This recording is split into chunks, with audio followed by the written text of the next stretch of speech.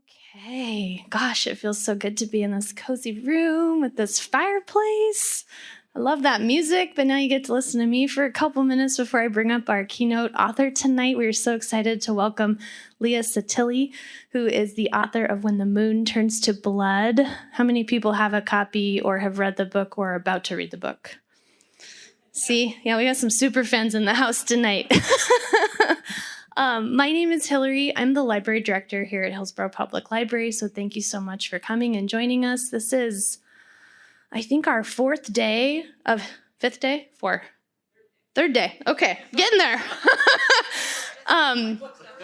Of Hillsboro Reads 2023, and we are focused on local authors. This year, we have done this program since 2015. Believe it or not, I have been around for every single one of them.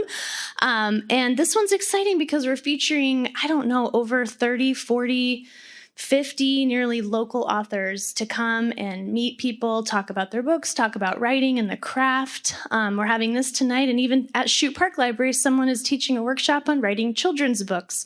So it's 2 full weeks of events about books, reading, and what we really love about Hillsboro Reads is just that opportunity to focus on connection, discussion, and hopefully, honestly, building empathy with one another through topics that you discover through books. What a concept, right? As the director of a public library, I am passionate about access and reading and getting you materials that you want to read. So that is really why I'm personally thrilled to focus on local authors, because sometimes it's hard to just get their books. It's hard to even learn about local authors. So that's why we're doing this program, is to bring awareness to them. And we are fortunate here in Hillsboro and the Northwest. So that's a little bit about the program. I also want to just quickly thank our Library Foundation of Hillsboro and our friends of the Hillsboro Public Library. They have a bookstore downstairs. They also have a bookstore downtown. These 2 organizations provide sponsorship and also funding for programs like this to bring authors in, to provide books to students for giveaway copies, and also book club kits. And our tiny branches, which are in the parks, which we've filled with lots of titles from our local authors for people to pick up for free in the parks. I think that's all I'm going to say. I'm just excited for tonight's speaker. I'm basically a super fan, and she let me have dinner with her before this program, so I had a lot of fun. And I think I have someone else. Elizabeth, are you coming up to read a little bit about the book next? Okay, I'm going to introduce Elizabeth, who's one of our volunteer moderators, and then we'll turn it over to the author in a moment. Here you go. Thank you. I'm going to lean my elbow because it's easier. I am Elizabeth Goebel. Welcome. And thank you for joining us for our author talk with Leah Sottile. She will be talking about her book, When the Moon Turns to Blood. May I remind you to turn down, or better yet, off your cell phones to avoid interruptions. This event is brought to you as part of Hillsboro Reads, which is our annual event alternating between local author celebrations and community-wide reading programs.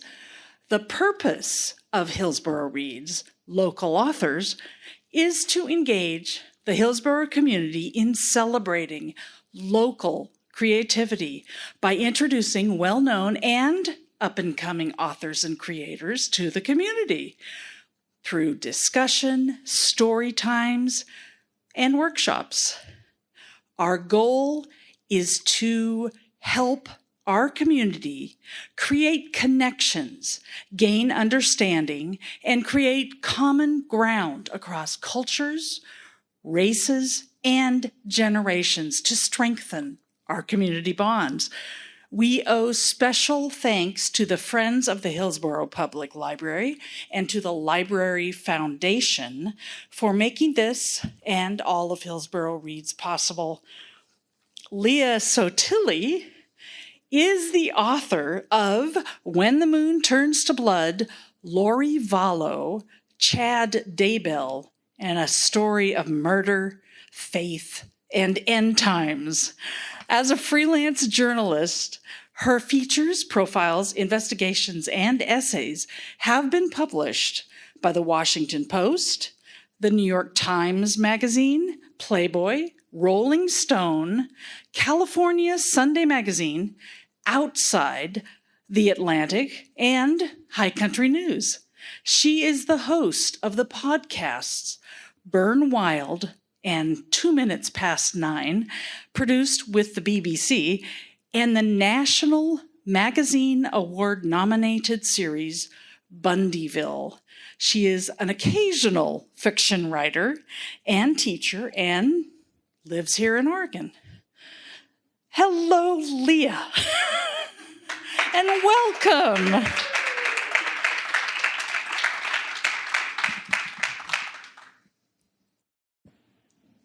I believe we are starting off with a reading by Leah from When the Moon Turns to Blood. That's right. Thank you. I love that title. Does that microphone sound okay? All right, great. I really liked sitting in the audience and watching the program. So thank you all for coming tonight. And a lot of the work that I do becomes very personal for me in the process of doing it. It's just an immersive style that I have. So I'm going to start by reading the prologue of the book, which, you feel free to read along if you'd like. It talks about how I got into this kind of journalism. And then I'm going to read a couple of things that inform a bit about the title of the book and a bit about that kind of coming into practice. So I'll probably read for about 15, 20 minutes, and then we can have questions and a conversation. Missing Children, 2005. I remember when they found the bodies. It was May 27th, 2005. Police opened the front door of the green house with white trim on the outskirts of Coeur d'Alene, Idaho, and there were 3 corpses lying face down in a welter of blood. Their hands had been zip-tied behind their backs. 40-year-old Brenda Groney had been bludgeoned with a hammer and lay alongside her boyfriend, Mark McKenzie, and her 13-year-old son, Slade. The smell of murder made the officers sick to their stomachs. Groney's 2 young children, Shasta, 8, and Dylan, 9, were not among the dead. They were gone. If they weren't there, then where were they? And who could have possibly done this? I was a 24-year-old newspaper reporter then, working at an alternative weekly paper nearby in Spokane, Washington. I was a rookie journalist, and it was not my job to cover the disappearance of the 2 children from the blood-soaked scene of a triple murder, nor did I have the skills to do so. From my fabric-covered cubicle, tucked into a corner room with no windows, I overheard other reporters doing interviews about the Groney story, which happened in our newspaper's coverage area. I listened to how they asked questions. I learned. I had a feeling that one day, when I was ready, I'd need to know how to unwind a complicated case like it and make sense of some kind of similar horror. The person not yet known to authorities as the children's captor was a skinny man in his early 40s with shaggy brown curls, a thick mustache, and dark eyes like knives. His name was Joseph Duncan, a convicted pedophile who'd seen Shasta and Dylan playing in the yard of a rundown home as he was driving by. The house outside the lakeside resort city was at the place where vacation fades into the reality of North Idaho's Silver Valley, where the work, the weather, the living, the poverty, the wilderness are rough and unrelenting. The Groney home was one of those houses you can see off the freeway just outside anywhere, and you realize that for many people, peace and quiet is the passing purr of interstate traffic. There were junk cars in the yard and a leaning wooden shed. After Duncan first laid eyes on the children, playing in their swimsuits around the Frontage Road house, he began to hunt them. For days, he waited nearby, stalking them, peering in the family's windows at night through night vision goggles. He became their predator, crouching in the brush, waiting for nighttime, for the right moment to leap. When that time came, he entered the home in the dark. He duct-taped and zip-tied the family's hands behind their backs, slaughtering everyone who stood in the way of the children. Then he put the 2 kids into his Jeep, and all 3 vanished into the wilderness. For weeks, the faces of Shasta and Dylan looked out from every highway billboard, forever smiling awkwardly, The clumsiness of school picture day blown up, mega-sized for all to see. Shasta's toothy grin and big ears, Dylan's thin smile and knowing eyes. Digital signs flashed at the roadsides, missing children. Everyone knew their names. Helicopters scoured the area and search and rescue teams combed the ground.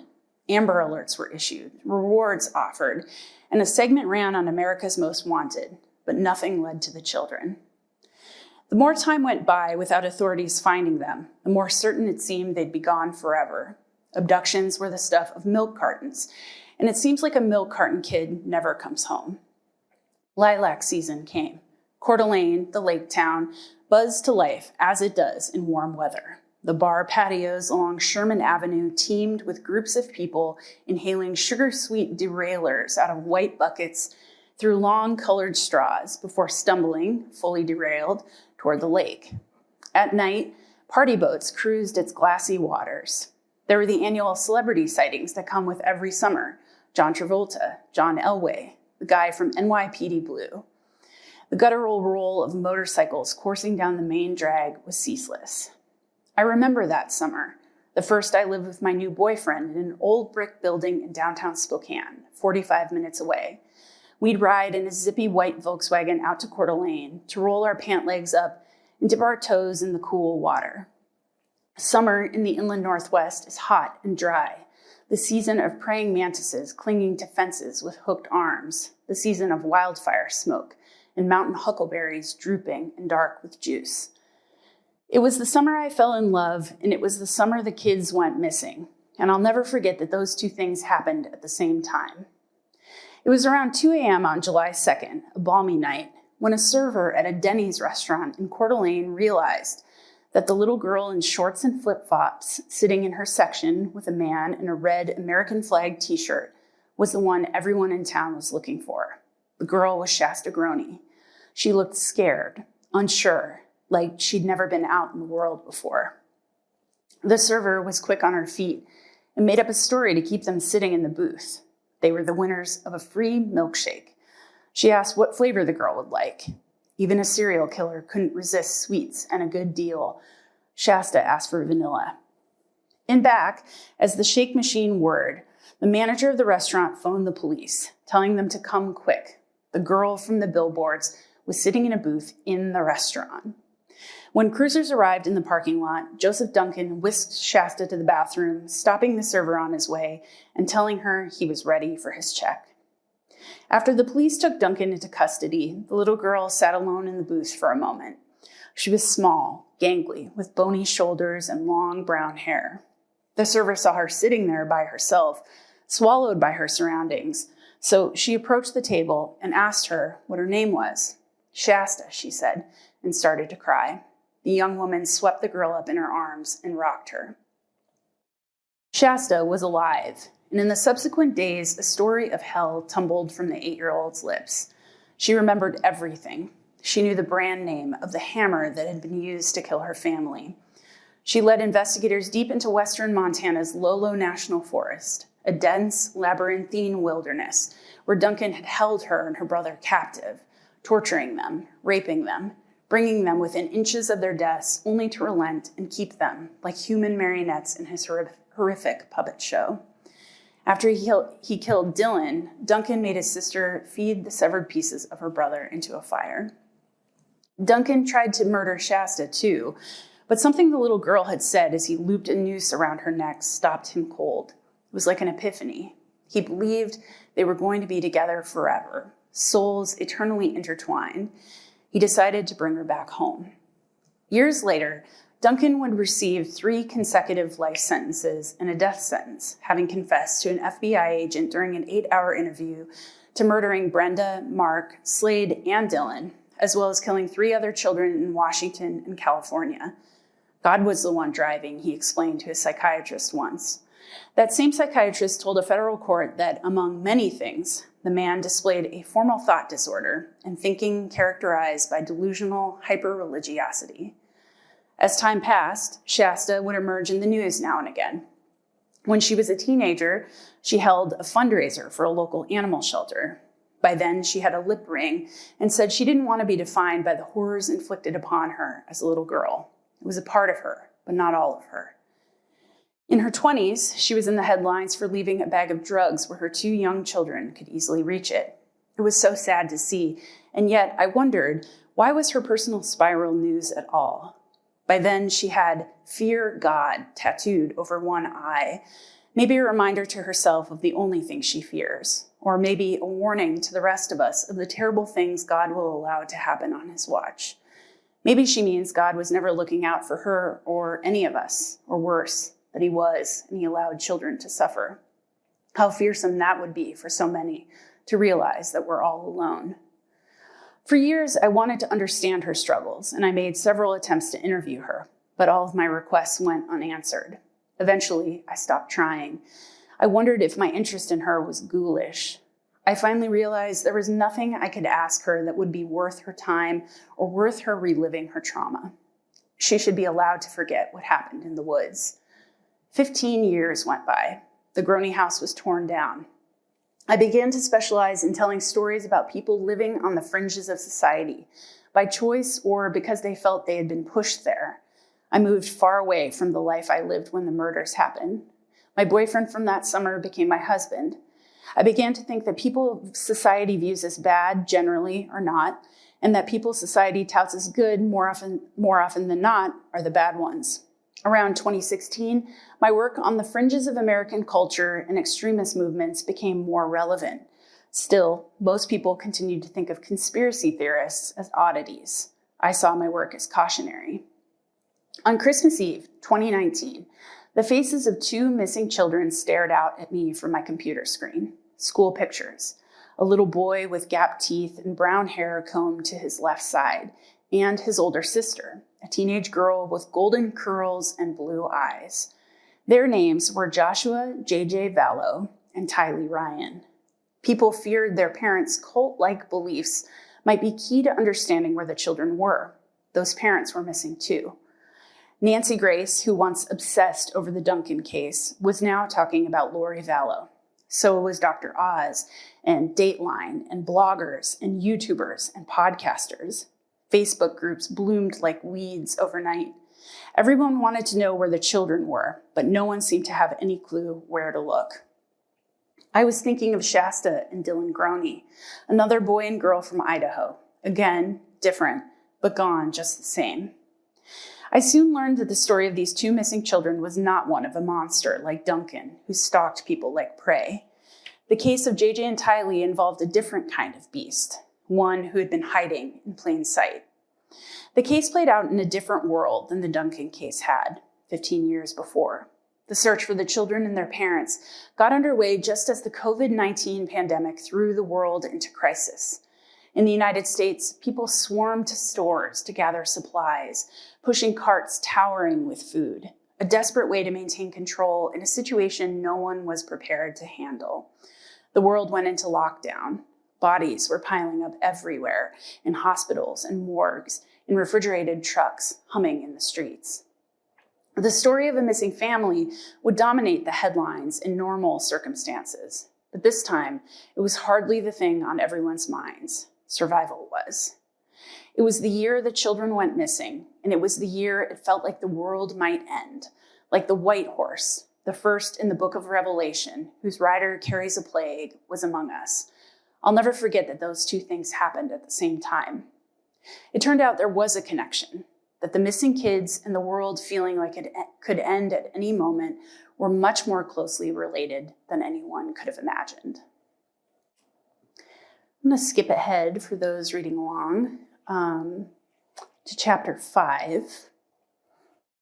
And this chapter is called the Book of Revelation. I'm not going to read the whole thing, but what this book, if you haven't read it, really has to do with fringes of the Church of Jesus Christ of Latter-day Saints and folks really focusing on the book of Revelation and sort of the horrors that are spelled out in that book as this kind of motivating thing to prep up and prepare for the apocalypse. So in writing this, I read the book of Revelation a lot, and then I thought, I've got to explain this for people who maybe not heard it before. So it's sort of me retelling a book of the Bible, which is a big task. When the moon turns to blood in the book of Revelation, it happens after 6 holy seals have been opened, and the process of the apocalypse is well underway. The moon goes red when the sun turns black, when stars drop from the sky like blown glass ornaments, and gale force winds knock all the bounty from the trees and bushes that people need to survive. The earth consumes itself. Any sinner who survives the opening of the holy seals experiences literal hell on earth. Oceans turning to vast expanses of blood, rivers running red. The surface of the planet broils and blisters as the sun draws ever closer. Making it through the apocalypse means adapting to a rapidly dying planet, not losing your mind in the process. And that would be a challenge if the book of Revelation is an accurate guide. The skin of those who remain is constantly covered in a veneer of sweat, which stings the festering boils across their bodies and the sunburns that have become so chronic it would be hard to know if they were from the sun or some fire burning inside the body. Mouths are dry, barren caves, tongues gnawed out like pieces of jerky, maybe a side effect of all the stress that comes with the end. Or perhaps God took away humanity's ability to speak, a painful penalty for uttering words of non-belief. Ultimately, the ones who survive the horrors of the book of Revelation are the people with the mark of God on their foreheads. They are called both the 144,000 and the Church of the Firstborn, and are clothed in gleaming white robes made of fabric bleached pure and clean after being washed in the strange cosmic blood of the Creator. God is called the Lion and the Lamb, the one who gives and takes, pardons and destroys. The people in white are as spotless and pure and as optimistic as the first naive shoots of early spring. They are special, too, because presumably they can look around at all the horror and suffering that has occurred, can hear the screams of their fellow creatures, and believe all the pain is justified, fated, foretold, inevitable. They dare not question the Creator. They only follow. The book of Revelation can be read in many ways, and one way to interpret it is as a story of payback, a cautionary tale of ultimate punishment for failing to heed God's word. It's a preview of what might happen after holy warnings are issued, but not heard. Read with modern eyes, it could be the script for a grotesque Michael Bay disaster movie, one that exists only to astound and terrify. But it can be confusing trying to reconcile the vengeful God portrayed in the book of Revelation with the belief held by many Christians that God loves all. Those things are incongruous. How could such wrath come from a benevolent Lord? Isn't that a sin? Aren't sins the work of the devil? Is there any way exorbitant bloodshed can be holy? That's the central quandary of the book of Revelation, how to make sense of an all-loving God who simultaneously embodies the ultimate wrath. So maybe the book of Revelation was intended as a threat. This is what the world becomes if we forget what God is capable of. Biblical scholars say that the book, written between AD 68 and 96, and whose author has been speculated upon but is not known with certainty, was intended to comfort those facing persecution. Benjamin Zeller, an associate professor and chair of religion at Lake Forest College in Illinois, said one way to rectify the quandary of an all-loving God turned vengeful is the idea of divine justice.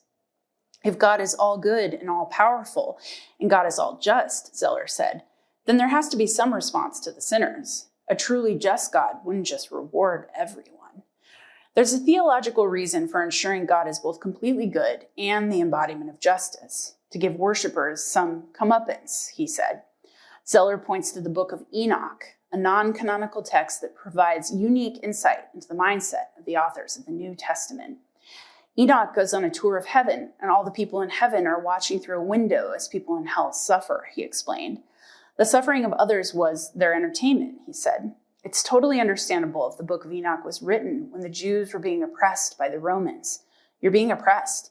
You get to go to heaven, and you get to watch those cruel Romans who are raping your people. You get to watch them burn in hell.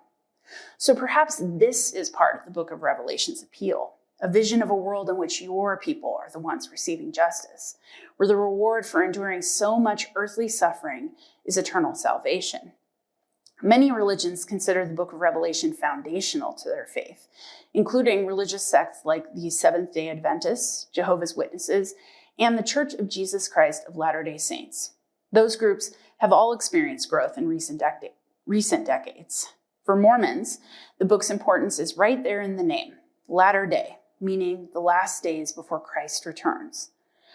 The book of Revelation is key to the LDS belief system, a faith created by a man who, by the time of his death, had been punished for what he preached, had countless warrants issued for his arrest, and whose people across North America were oppressed for following him. The truth of early Mormonism was a saga of fleeing from hostile mobs, people being tarred and feathered for their faith and told the state would exterminate believers.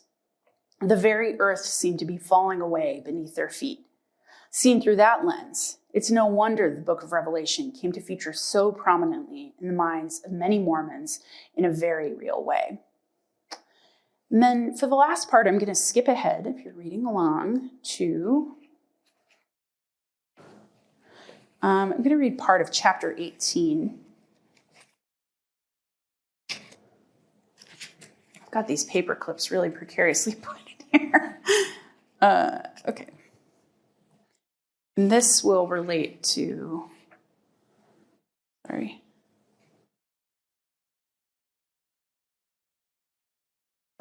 Okay. We're speeding ahead to autumn 2019, and this is going to relate to the book of Revelation part I just read. In the beginning, the townhouses on Pioneer Road might have felt idyllic and remote for a suburbanite like Lori Vallow. The face of each house looks inward at others just like it. The neighborhood has the appearance of a suburb, but somehow feels more manufactured and closed. The homes like tall, oversized playhouses. An isolated world inside an isolated town. In the fall of 2020, when I visited, fallen leaves crinkled underfoot as I walked across the perfectly cropped green space that runs between the houses. A few feet from the front door of the home where Lori lived with her children, the closely manicured grass was littered with a black sock here, a pink glove there. Doors opened and slammed shut, children running out of one townhouse and into another, like the people who live in these homes are all a part of one big family. I could picture Lori walking out here on a day like this, wind whipping her blonde curls around as she put on her black sunglasses, fishing around in her purse for her keys. Walking across the grass and bark dust toward the line of garages, getting into her SUV. She would take a right out on Pioneer Road and drive toward the country, past a Maverick gas station and a self-storage plus facility, steering onto the highway toward the reason she was here in the first place. Chad Daybell's house was less than 10 minutes away. By then, more people were considering coming to Rexburg, this place Chad Daybell had deemed a new Zion for the 144,000. The 144,000 were gathering in a set of townhouses on Pioneer Road and a small brick home with a white roof and an American flag and big gold house numbers. Lori left little to chance when she moved north. She was in a safe place where the density of Mormons is higher than in the Salt Lake Valley. An estimated 95% of Rexburg is LDS. When Mormon Utahns celebrate Pioneer Day on July 24th, the day Brigham Young laid eyes on the Salt Lake Valley and declared, "This is the place," people in Rexburg consider it a holiday too. Parade floats at the Fremont County Pioneer Days coast through the streets of St. Anthony, Idaho, boasting slogans like freedom, marriage, health. St. Anthony is so small, surely Chad Daybell, who has been in jail there since he sped away from his house in June 2020, has heard the celebration of the Mormon faith for the past 2 years. That word, freedom, means something to LDS people who keep the suffering of their ancestors close to heart. They remember the history, the Missouri extermination orders, Joseph Smith's execution, the raids of the Utah homes of their great-grandparents who practiced polygamy. The time when Mormons were persecuted for their religion is not ancient history. In the West, under Brigham Young's direction, they would create their Zion, irrigating this new desert to establish productive, self-sufficient farmlands. In 1855, Young dispatched a party to the upper Snake River Valley, the ancestral home of the Shoshone-Bannock people in what is now Idaho, to explore it for expansion.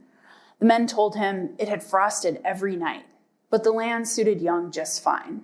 That's all right, he told them. When we need that country, it will be all right, and we will settle it. The Mormons began colonizing eastern Idaho in earnest in the 1880s, soon after federal troops clashed with the Shoshone-Bannock in the bloody Bannock War. A railroad was laid between Salt Lake City and Idaho, and in 1883, a town was birthed on the route, named for the man who led the way for the church in the region, Thomas Ricks.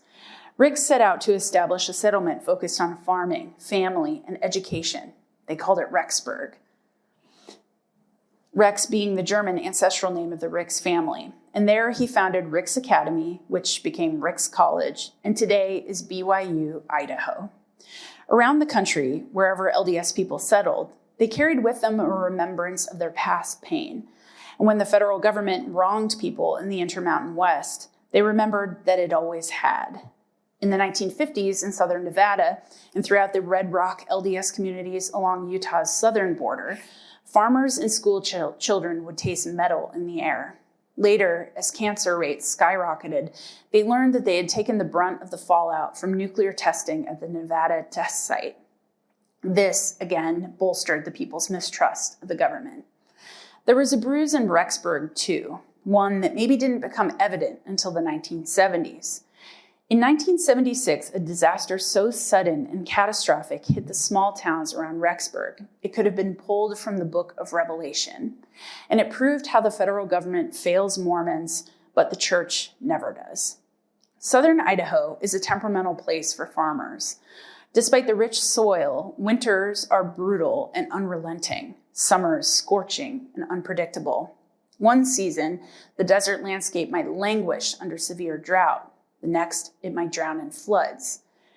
In the early 1960s, the Bureau of Reclamation, a water-focused department under the wide umbrella of the Department of the Interior, proposed damming the Teton River, a tributary of the wide, winding Snake River. The proposal flew through Congress, supported by Idaho's Republican legislators, eager at the promise of hydroelectric power and new reliability for the area's agrarian economy. Nothing could compete with the promise of a sure future. Environmentalists raised hell at the prospect, questioning the need to dam a wild river and decimate vital fish populations. Geologists, too, worried if the earth was even strong enough to shoulder a dam. The land is entirely composed of basalt, permeable volcanic rock millions of years old, and the area is seismically active. Still, by 1972, construction of the dam was going ahead, leading one geologist to float his hope that the federal government would at least allow documentation of the inevitable catastrophic failure of the project.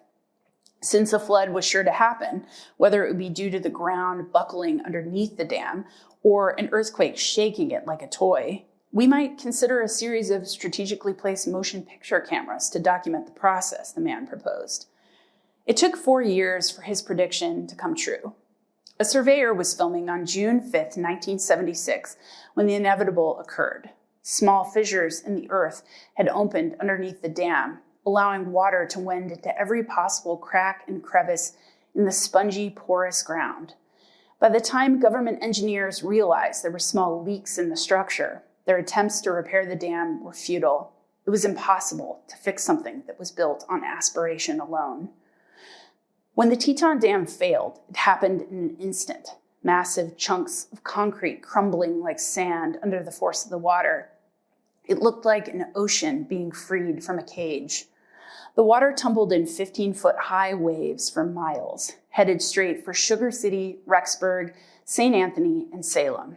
Announcers screamed on the radio for people to get out, to leave everything behind and flee for higher ground. Surviving residents stood on their rooftops and watched whole houses float by. It was like someone was driving it, one man said of the strange sight of an entire home gliding by on the road. Some cattle swam, but 13,000 others drowned. Some horses fled the rushing water, only to run in a frenzy right back into it, and their deaths. Everything was under 10 feet of water. Property damage was in the billions. 11 people died in the flood. There was no electricity. No power. The residents' world was devastated, and they were isolated.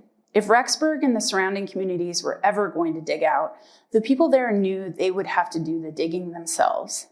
But the LDS Church immediately sprang into action, turning the campus of Ricks College into a relief center for those displaced by the flood. I don't think anyone went hungry or without a place to stay, one woman named Ann Davenport said in the aftermath. The federal government helped where it could, but not in the organized, well-coordinated way the church did, many said. I do think the church was a strength to us, not only for the help that they gave us, but also for the fact that we've been taught to be self-sufficient, and we've been taught to take care of ourselves and do what we can to help ourselves, Davenport said. The Mormon people had prepared, like they'd been told to do all along by their church leaders, and it helped them recover.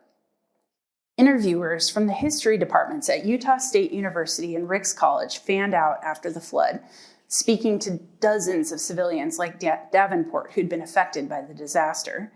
People spoke about ugly brown waters rushing toward them. They spoke of police shouting through bullhorns at people to flee.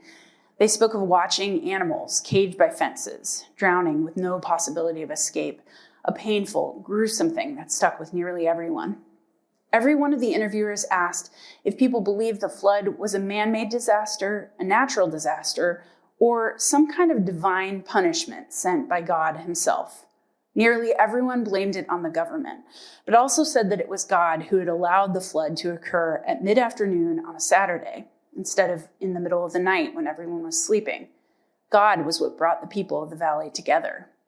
The consensus was that God was not the harbinger of disaster.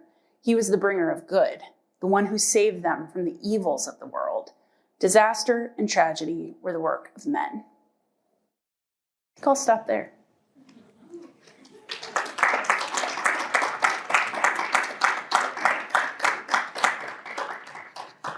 Wow. I thought the title was dark and scary. Yeah. Turns out the story's a lot scarier. Wow. Thank you so much. Thank you. Thank you for listening.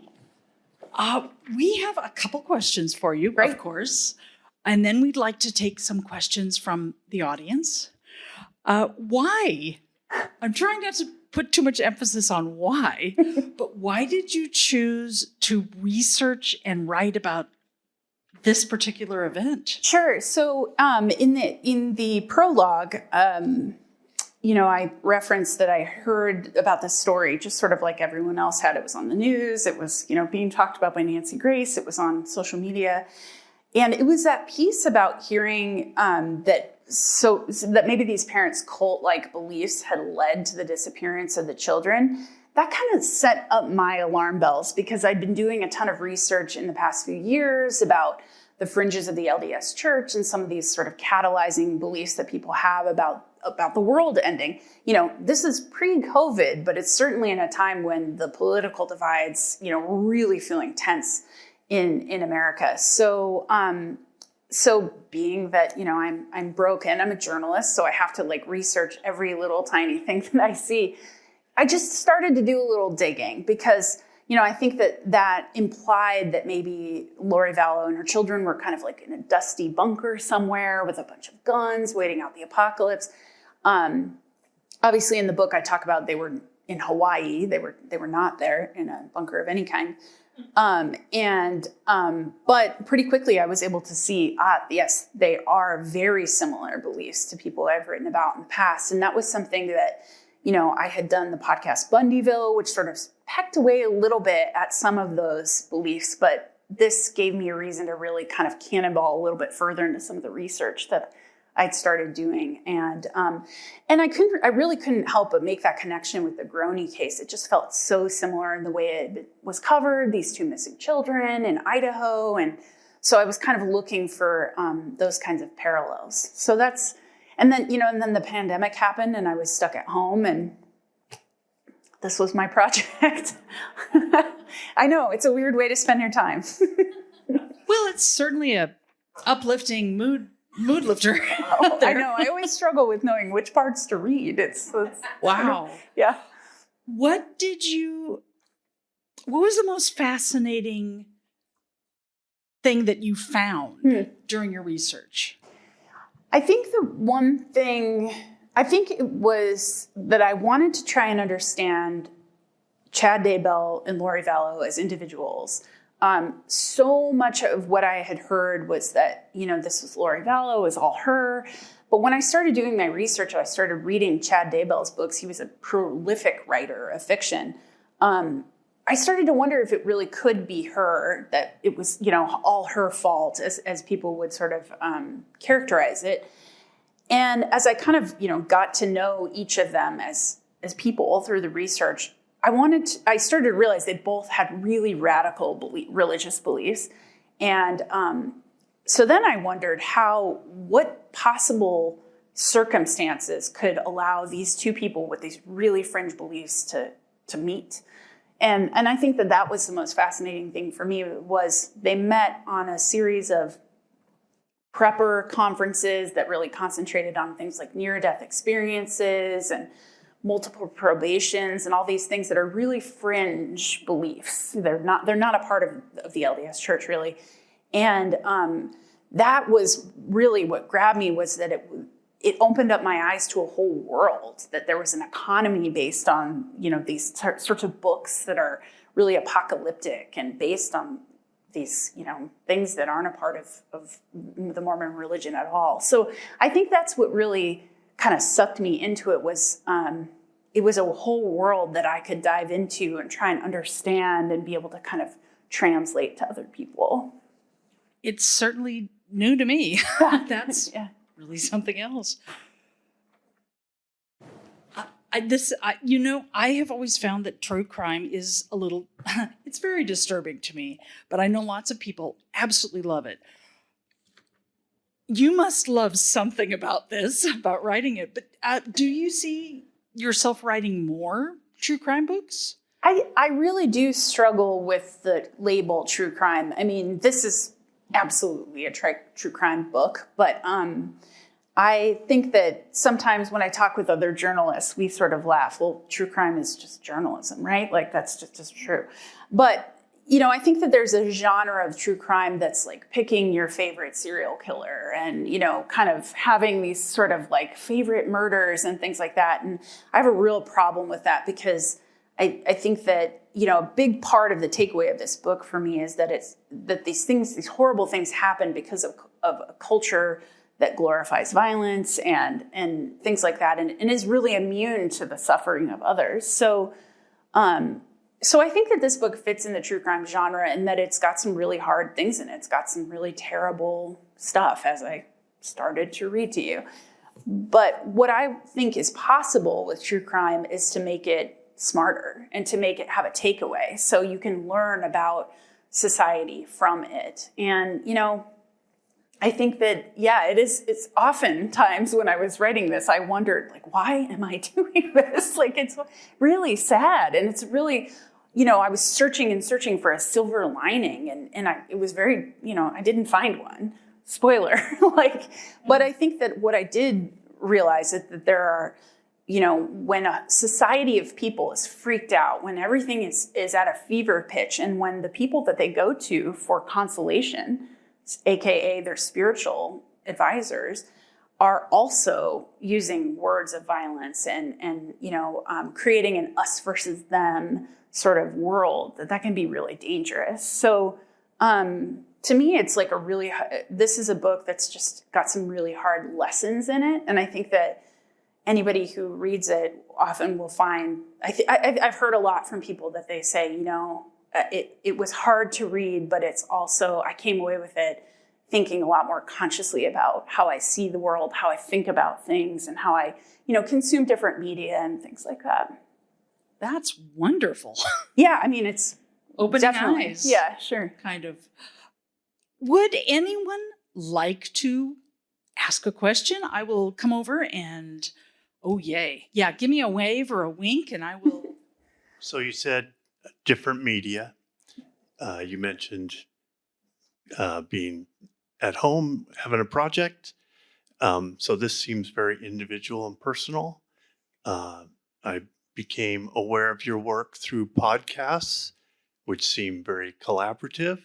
Lots of people involved. So Could you just talk about how those are different and if you have a preference between the two,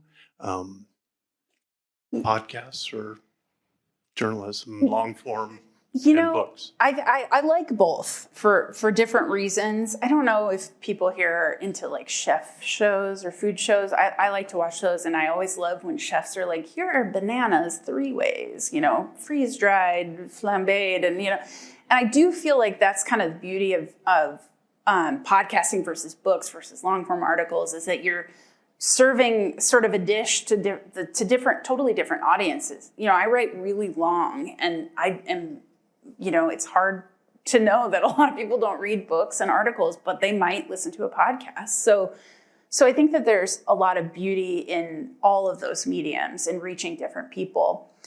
Having said that, I think podcasts are really difficult. They're something I never intended to make. It was this, the sort of backstory of Bundyville was that I was supposed to write one article on the Bundy's trial in Nevada, and it ended in a mistrial. And so, like, in a bout of rare confidence, I called my editor and was like, we should write a series of articles. And he said, that's a great idea, which no editor ever says.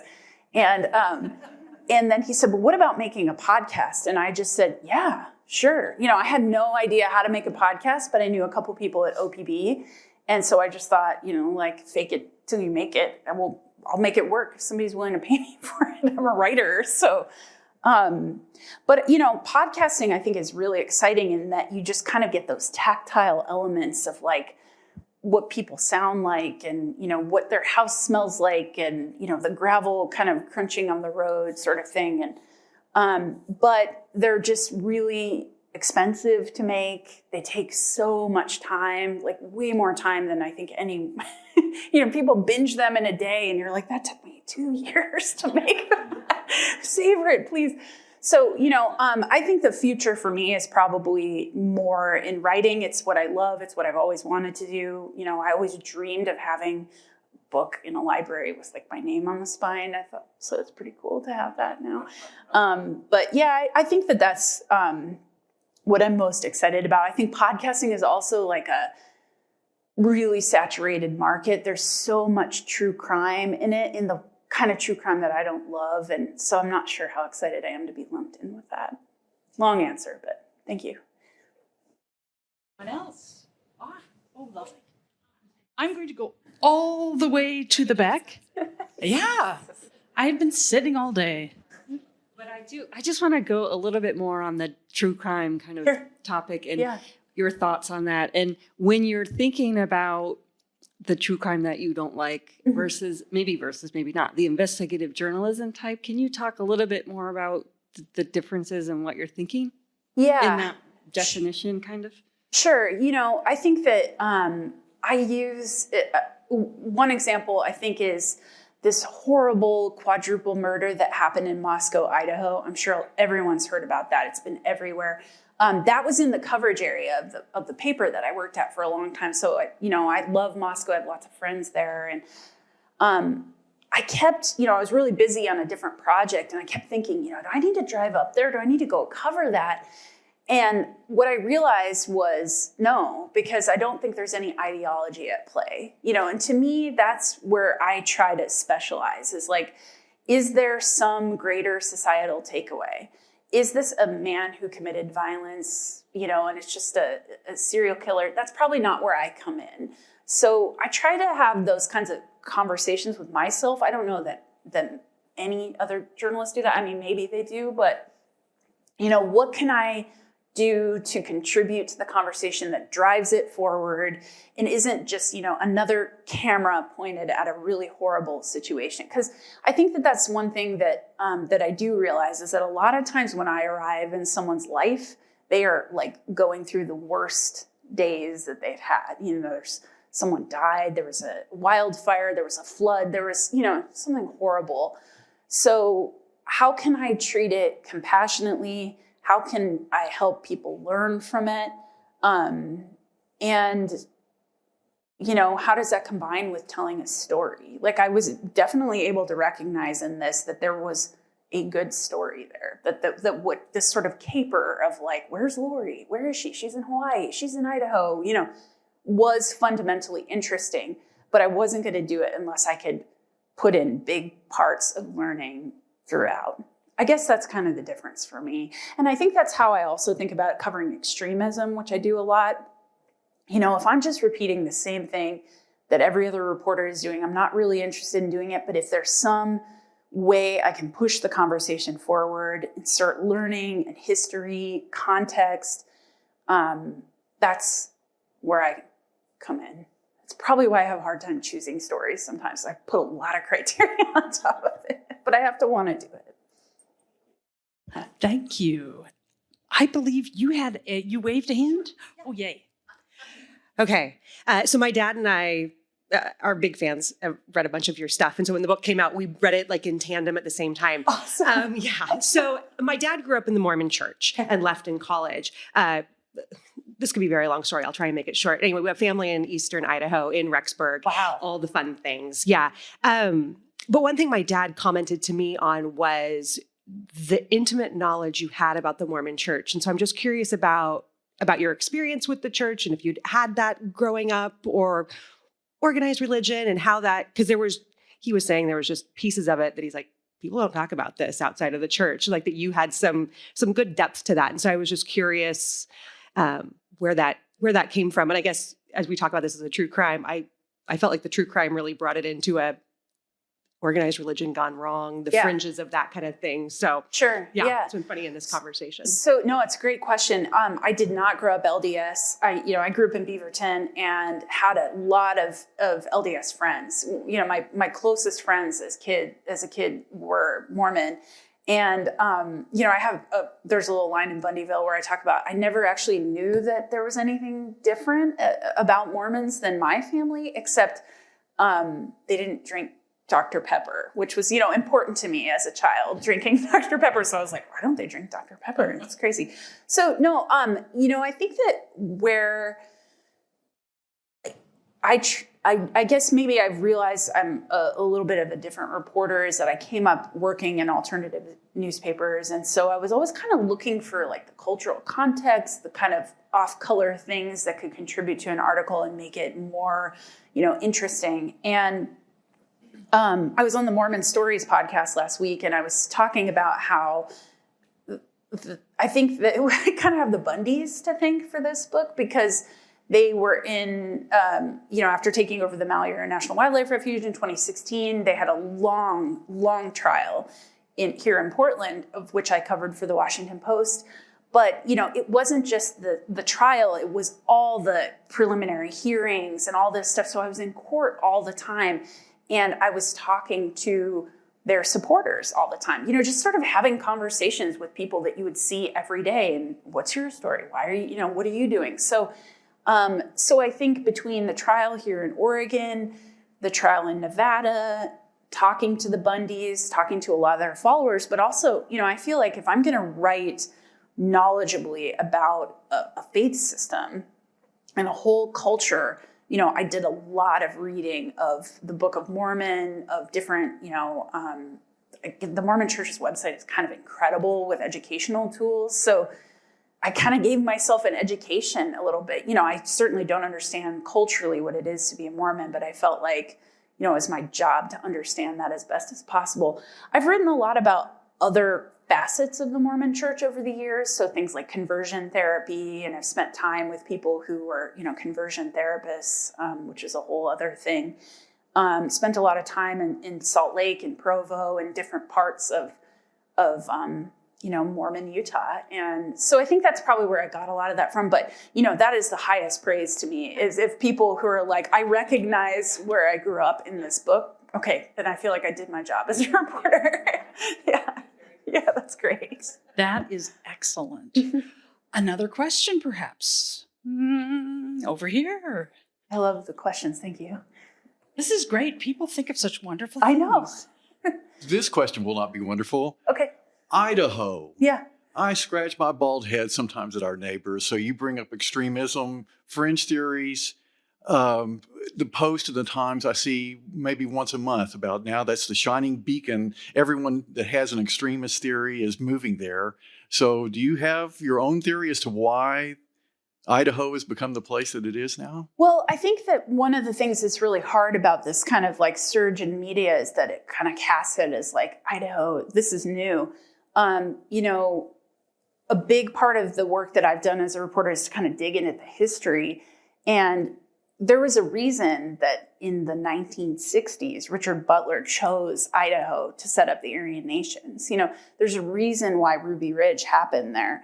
There's all these moments of history that show that nothing that's happening in Idaho is new. In this book, I really felt like I was able to get into the history of the John Birch Society and why Idaho was such a hotbed for the Birchers. But also, you know, the LDS Church is a huge force in Idaho. This is not to say that all, you know, Mormons are extremists or anything like that, but there has been always a hyper-conservative element of the LDS Church that calls Idaho home base. You know, I think it's a variety of things. The paper I worked at, we covered North Idaho, which is really culturally different, I think, than Southern Idaho. But it's been a force in a surprising way. There have been people like Representative Heather Scott who have been in office for ages, keeps getting reelected, has the most bonkers idea. I mean, truly, just like bad ideas that don't ever get through. So, you know, I think Idaho has always prided itself in being a bastion of conservatism. But now that's kind of taking this Marjorie Taylor Greene brand and running with it. You know, I think Idaho is just a really interesting place. Like, you have faith healing communities there. It's one of the only states, I think one of two, where people who believe in sort of these kind of off-brand religions that don't allow giving medicine to sick children, that if their kids die when they have like strep throat, they aren't guilty of manslaughter. You know, there's a reason, I think, why Idaho has kind of become that place. And historically, you know, it's been a place where extremists have said, come to Idaho. This can be our white Christian homeland. So that's been something in the making for the last 50 years, I would say. So none of the things I feel like are happening are really surprising for people who have watched Idaho politics and kind of the religion and things like that. Having said all of that, I think it's also really hard to remember that there are a lot of really like great and normal people that live in Idaho. And one thing that I think is so fantastic is there's been a real mobilization of people. Like, there's a group called the Idaho 97, which is just people resisting extremism in their communities. And, you know, that takes so much courage to stand up to potentially, you know, people with ideas about the book of Revelation, or, you know, that it's their holy duty to have a Christian homeland. There is a lot of that in statewide, but also in local communities. And I think that that's kind of inspiring and amazing. But yeah, it makes me really sad, because I think that it's just really, so much of it is based on exclusion and hatred of other people. I could say so much about that, but I'm going to stop there. Any other questions? A wave or a wink will do it. Excellent. Okay, I'll hold it. That'll take a little bit off of you there. Well, so as a library person, I've been in libraries for my whole career, over 20 years. Big library fan for access. And you and I sort of got talking about this at the end of dinner about people who are challenging books and materials in libraries. And we see this a lot in our Idaho neighbors. We see it a lot across the country. I'm sure you've seen the news in Florida and other states. And sadly, also in Oregon, mostly in Eastern Oregon and some Southern Oregon, cases have come up. I'm just curious, because the piece you just said about the exclusion is where I'm sort of stuck on this. We want to provide access to materials, and I think when people who want to exclude library materials are so passionate about their beliefs, they don't want others' beliefs in the library, it's sort of like contradictory to me, because they're telling us we don't want that. And yet we're saying we want people to access all types of information. And so it's like this really weird fundamental argument. And I don't have any answers. I just know that we're kind of prepared through the work we do in libraries on intellectual freedom and access with policies and community members who support our libraries. The best thing you can do, if you're wondering, is to send in those kudos about libraries and how important it is to be able to freely access information. So not really a question, but more or less what are your thoughts on this growing movement? I mean, someone could be like, I don't want her book. I have wondered if that would library. happen. I don't think I would be totally surprised if it did. Yeah, so just kind of curious your thoughts on this access issue, because it's coming from, people who are so passionate about their beliefs, they don't want to listen to others, and yet that's the whole point of what we're trying to do. Does that make sense? Yeah, okay. Definitely. Sorry, my mic is not working anymore. I think that it's terrifying to me. Every morning I drink coffee out of a cup that I got in a free pile, because that's what kind of person I am. And it's got a person holding it's like an old propaganda poster of a soldier holding books and says, "Books cause dangerous thoughts." It's a soldier sort of throwing him into a fire. And when I got it, 20 years ago, it was a joke. And I'm still shocked. Boundary County, Idaho, the library director resigned, and there was a risk, I think, of the library closing altogether for a whole rural county to not have a library. It terrifies me. I sort of can't believe it's happening, but I guess if I've been awake and alive for the last 8 years, then I have to believe everything that happens. I think that it's, we don't see a call for ban of books on architecture or, cookbooks. It's very specific what they want to get rid of books that provide education about certain groups of people, about the LGBTQ community in particular. I think seeing it as anything else, as an agenda of hate, is really kind of fooling yourself, because it's always directed at one thing. It's always directed at books about identity and about not allowing people to feel included or seen or a part. It's about isolating people. So, yeah, I mean, I just see it happening like a wave across the country. I have a cousin in Florida who's a teacher, and all of a sudden she's saying, "Why am I having to cover up my books in my classroom? It doesn't make any sense." So, I think even to, very conservative people, it doesn't necessarily make sense. And it should be resisted, in my opinion, at all costs, because when we stop saying you can't learn this, this, and this, it's just, I don't think that learning history, and particularly including people in marginalized communities, should be something that we welcome. I think it's just calling it what it is. It's just hatred. It's really sad. I hope it doesn't happen here. Yeah. Well, thank you. Any other questions? Oh, yes. I can hold it. I love true crime. In fact, I gave my brother a paperback book I got at a book sale, and I cut out his face and glued it in all the pictures, because I like those that have pictures. I like your sense of humor. But I don't call your book true crime. I learned so much reading it. Good. It wasn't just, and it harkened me back to 1972. I was a high school librarian, and the football coach was the head of the John Birch Society in St. Helena in California, and they met in my library. Wow. So my assistant and I would have to go around, pull all our Black Studies books, hide them under the sink in my office. Mm. And I had forgotten over these many years, and your book just brought all that back. Wow. Reading about the Dear John Birch Society and our beloved football coach. But it's been there a long time, and maybe it's building. Mm-hmm. The wave now is just horrifying. I I can't imagine why anyone would go into teaching as your friend in Florida.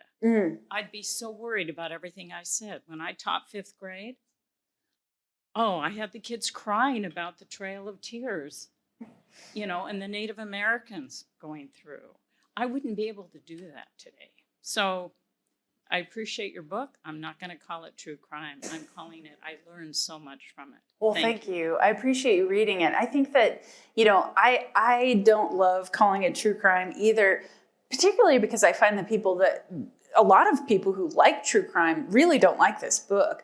But then, the very kind of snooty literati also won't read it because it's true crime. So it sort of fits in this awkward place that I feel like is perfect for kind of the type of work that I do.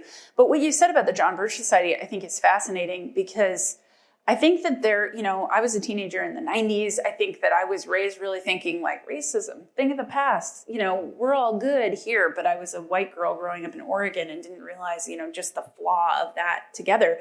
And I think that what my work has taught me is that there was no pause. There was no stop. This all continued. And groups like the John Birch Society, maybe aren't having meetings in school libraries anymore. They maybe in Idaho they are, but, it didn't stop. And it's not that history is instructive. It's just that it's still going. So, I think that's a powerful anecdote that you shared, that you had to hide books. And so these book bans, they've essentially been going on for a long time.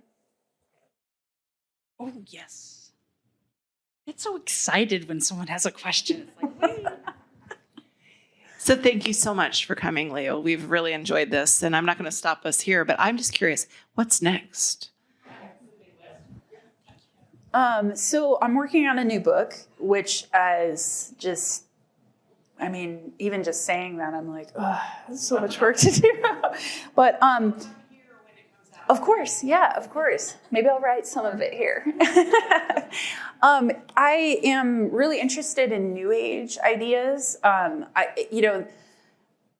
Some of that started to come up for me in the reporting of this book, looking at the history with Joseph Smith. He was essentially dabbling in the occult at the birth of Mormonism. He was scrying and looking into a hat and telling people where buried treasure was. And I'm really interested in the way New Ageism provides kind of a space for marginalized people who might feel excluded from some religious groups, women, people of color, trans people. But I also think that what I'm learning about New Ageism is that it often kind of touches the far right. So while I think there's a lot of benefits to it, there's a lot of really good things about it. We live in Portland. There's like a crystal shop at every, other corner. And I think that's interesting and it says something. But as I dig further into it and learn more about the roots of it and where some of these groups kind of turn into more culty type groups, I think it really touches the far right. And I think that's really interesting where you have people who are maybe politically opposed, agreeing on certain conspiracy theories and things like that. So I don't know if that actually if it made sense, then maybe I'm getting a little further in the book writing than I realized. If it didn't, watch for the project when it comes out, I guess. So yeah, I'm working on that. But, always looking for new ideas, always kind of traveling around the rural West, looking for ideas on the wind, as I say. That is wonderful. I think it sounds terribly exciting to wander around looking for ideas. I find it to be. Traveling with a purpose. Yeah. Anyone else have some question? Thanks for all these great questions. I appreciate it. Have you ever thought to have your book translated into another language? I would love that. I think it would be really interesting, especially because the LDS faith is one of the fastest growing religions in the world. So yeah, I would love that. It's not really a conversation that is up to me. It's kind of up to my publisher. So I think that if it goes into paperback, which I think it will, I don't really know how this whole book thing works. I'm kind of learning it on the fly, but I think that then it would be translated into another language. Right now, I know that it is available in the UK, but specifically, I'd like to see it translated into Spanish. Mm-hmm. Yes. Oh, yeah. Any more questions? We're on a roll. Oh, no, they're dry. Nothing else? This was so much fun. Thank you. And traumatizing, too. I know, sorry. Definitely. But fun and traumatizing is kind of my sweet spot. Thank you so much. Thank you. Thank you to all of you. I appreciate it.